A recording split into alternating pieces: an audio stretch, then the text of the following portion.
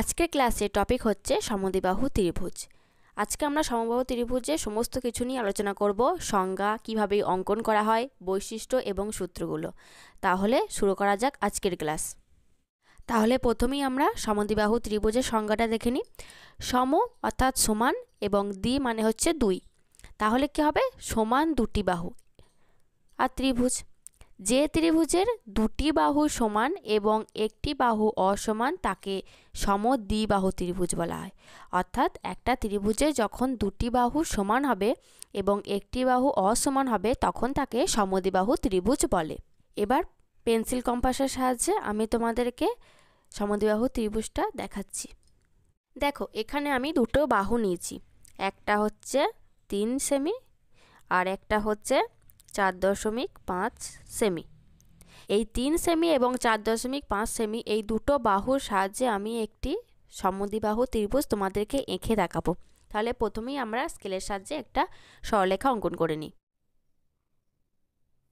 এরপর আমাদের কাজ হচ্ছে এই দুটো বাহুর মধ্যে একটা বাহুকে আমাদের ভূমি ধরা, অর্থাৎ নিচের বাহুটাকে ধরা। তার জন্য আমরা কি করব? কম্পাসের মাপ নিয়ে আমি ছোট বাহুটাকে ভূমি ধরছি, তার জন্য আমি কি করব? এটা থেকে এরকম করে মেপে নিয়েছি এবং এই একই পরিমাপ নিয়ে আমি এই প্রান্ত বিন্দুতে বসাবো এবং এখানে একটা বৃত্তচাপ অঙ্কন করে একটা ছেদবিন্দু করব। হয়েছে? এবার আমাদের কাজ হচ্ছে এটা থেকে এইটা পরিমাপ করা। দেখো, এই একই পরিমাপ নিলাম। এবার আমরা কি করব? ওই পরিমাপটা নিয়ে একবার এই প্রান্ত বিন্দুতে এখানে বসাবো এই ছেদবিন্দুটা এবং এই রকম একটা বৃত্তচাপ অঙ্কন করব এবং এই জায়গায় বসিয়ে ঠিক এরকম একটা বৃত্তচাপ অঙ্কন করব। এই জায়গাটা দেখো ছেদবিন্দুটা হয়েছে। এবার আমরা কি করব? এই ছেদবিন্দু সাথে এই প্রান্তবিন্দু এবং এই ছেদবিন্দুর সাথে এই প্রান্তবিন্দু যোগ করব।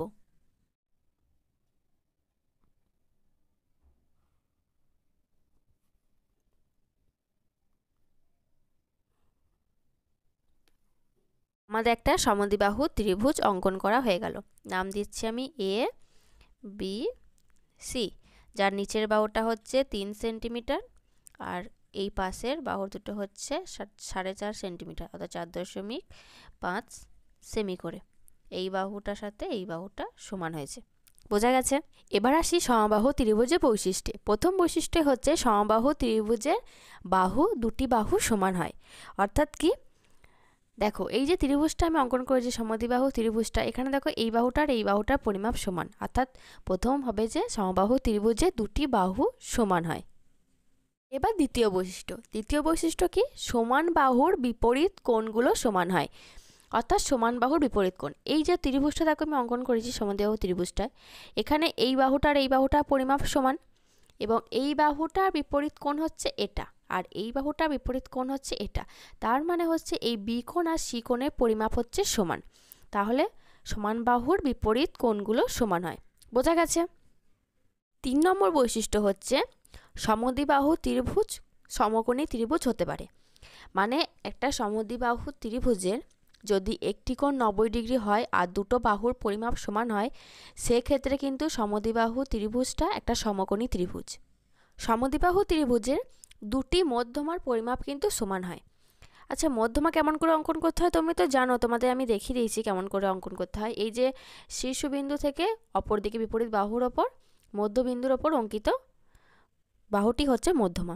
এবার দেখো, তোমরা নিজেরাই দেখো, আমি অঙ্কন করে দেখাচ্ছি না, তবু দেখো এই যে শীর্ষবিন্দু আছে এর ওপর মধ্যবাহুর ওপর অঙ্কিত মধ্যমা আর এই শীর্ষবিন্দু থেকে অঙ্কিত মধ্যমা, দেখো এই মধ্যমা দুটো কিন্তু তখন সমান হবে, কিন্তু এটা দেখো আমাদের দেখিয়ে বোঝা যাচ্ছে এই মধ্যমাটা কিন্তু বড় হবে। তাই সেক্ষেত্রে কি হবে?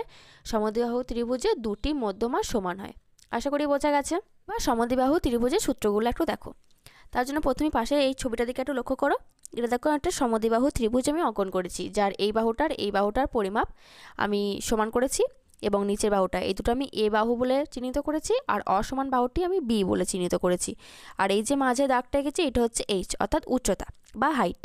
আর এই যে বি বাই টু এটা হচ্ছে যে এই উচ্চতাটা এই বি বাহুটাকে দুটি সমান ভাগে ভাগ করেছে। যদিও আমার চিত্রে হয়তো একটু অসমান হয়েছে, আমি আন্দাজে এঁকেছি, তো তোমরা একটু বুঝে নিও। ক্ষেত্রফলের সূত্রটা কি আছে? b/4 √4a² - b²। এখানে a সমান কি? এ সমান সমান বাহু, সমান বাহু, আর বি সমান হচ্ছে তৃতীয় বাহু, অর্থাৎ অসমান যে বাহুটা।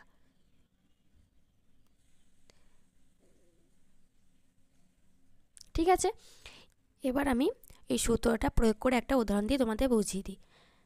বি এর মানটা আমি ধরছি 6/4 √4, এর মানটা ধরছি আমি 5 স্কয়ার মাইনাস 6 স্কয়ার। এখানে আমি করি এ সমান 6 আর এ সমান 5 আর বি সমান 6। এবার এই সূত্রটা প্রয়োগ করি। 6 4 রয়েছে, √ কত আছে 4 × 25 মাইনাস 36 সমান 6 4টা যদি কাটাকুটি করি আমি কত দিয়ে, 2 2 4, 2 3 6, তাহলে 3 2 √ 25 4 100 মাইনাস 36 সমান 3 2 √ 100 থেকে 36 বাদ দিলে কত হয় 64 সমান হচ্ছে 3 2 × 8, 2 4 8 সমান 4 3 12 সেমি। এবার আসছি সমদ্বিবাহু ত্রিভুজের উচ্চতার সূত্র। উচ্চতার সূত্রটা হচ্ছে √a² - b/2 এর হোল স্কয়ার। এবার এখানে তোমাদের তো বলেই দিয়েছি এটা হচ্ছে সমান বাহু দুটো পরিমাপ আর বি হচ্ছে তৃতীয় বাহু। এবার আমরা এখানে যে এর মানটা 5 আর বি এর মানটা 6 যেটা ব্যবহার করেছিলাম সেই সূত্র ধরে আমি তোমাদের এটার একটা ব্যবহার করে দিচ্ছি। তাহলে হচ্ছে যে এর মানটা কত 5, তাই 5 স্কয়ার মাইনাস বি এর মানটা কত ধরেছি 6/2 এর হোল স্কয়ার। এখানে আমরা সমান দিই √ 5 5 25 আর এখানে 2 দিয়ে কাটলে 2 3 6, তাহলে এখানে 3 স্কয়ার √ হচ্ছে 25 - 9 সমান কত হয় √ 16 সমান 4। আর এখানে আমি লিখে দিচ্ছি যে এ সমান 5 আর বি সমান 6। দেখো বোঝা গেছে, এত সেমি। আশা করি বুঝতে পেরেছো। এবার আসছি পরিধি। পরিধির সূত্রটা কি এ যুক্ত এ যুক্ত বি, অর্থাৎ এই তিনটে বাহুর যোগফল করলেই হচ্ছে পরিধি আমরা পেয়ে যাব। তাহলে এ যোগ এ যুক্ত বি সমান হচ্ছে দুটো এ যোগ করে 2a যুক্ত বি। এবার আমরা সূত্রটা প্রয়োগ করি 2 × 5 যুক্ত 6 সমান হচ্ছে 5 2 10 যুক্ত 6 সমান হচ্ছে যে 16 সেমি। এখানে আমি লিখে দিচ্ছি এ সমান হচ্ছে যে 5 আর হচ্ছে বি সমান হচ্ছে 6। আশা করি বোঝা গেছে তোমাদের সূত্রগুলো।